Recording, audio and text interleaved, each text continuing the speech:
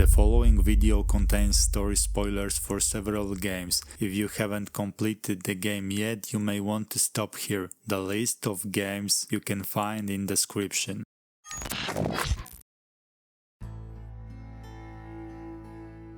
Games can move us emotionally just like powerful movies with great stories. Some studios create projects that build a strong emotional bond between the player and the game. Every death scene, every loss hits the hardest when the story has already connected us with the characters. And I know several games that manage to do exactly that. Nowadays, many studios focus more on microtransactions and quick profit, but I know I'm not the only one who still values deep, story-driven experiences. The so-called movie games are definitely my type because they give us the best chance to experience those unforgettable emotional moments, and that's exactly what today's video is about. I'm also curious about your thoughts, what game made you emotional, and let me know in the comments. The first game that comes to my mind when we talk about the emotions in gaming is The Walking Dead Season 1, created by Telltale Games.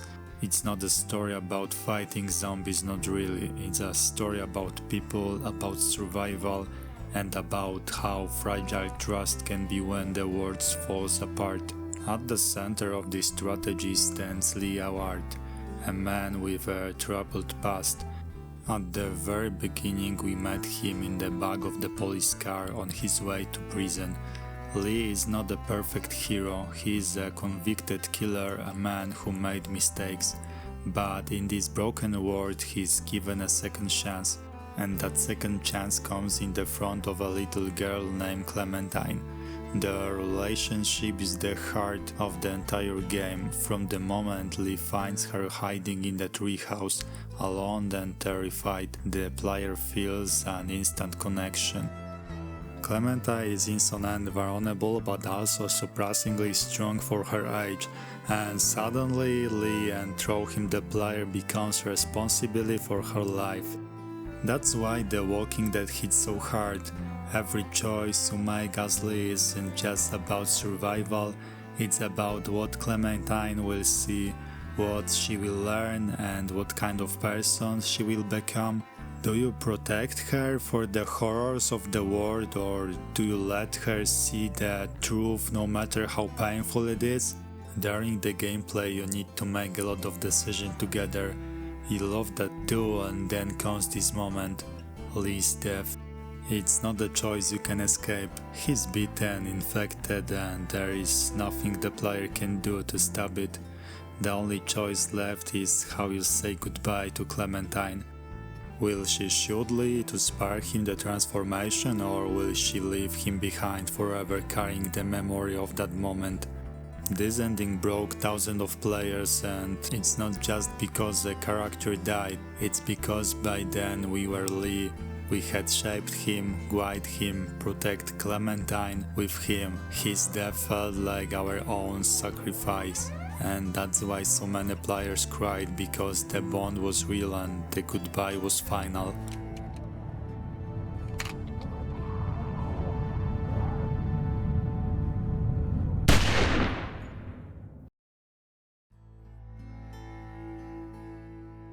The Last of Us is one of those games that doesn't just entertain, it breaks your heart, rebuilds it, and then tears it apart again. From the beginning, the game plays directly on our emotions. We witness Joel, the main character, lose his daughter Sarah in the chaos of the outbreak. That opening scene is raw, shocking, and unforgettable. It doesn't just set the tone, it defines Joel's entire journey. 20 years later, the world is wasteland and Joel is no longer the man he once was. He has built walls around himself, driven by survival, hiding his pain. And then he meets Ellie. At first, she is just a mission, a yearly moon to the infection, a potential cure for humanity.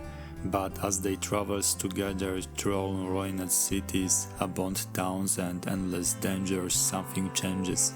The bond between them grows slowly, naturally, like a fragile flower in the middle of wasteland. Ellie is curious, stubborn, sometimes even funny in the darkest moments, and Joel, despite his efforts to remain distant, begins to care. He begins to see her not as cargo but as family, and for us, the players, that shift is powerful because we feel it happening with every step of their journey. By the time we reach the end, the emotions are overwhelming. Joel learns that to create the cure, Ellie would have to die, and he makes the choice. He refuses to lose another daughter. He saves Ellie, destroying humanity's last hope. It's not the heroic act, it's selfish, it's brutal, but it's deeply human.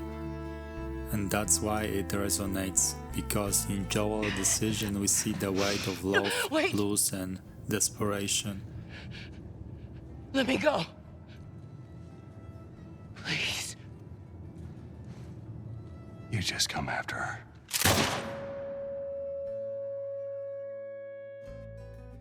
The game closes with Ellie asking Joel to swear that everything he told her was true. He lies, and she simply answers, "Okay."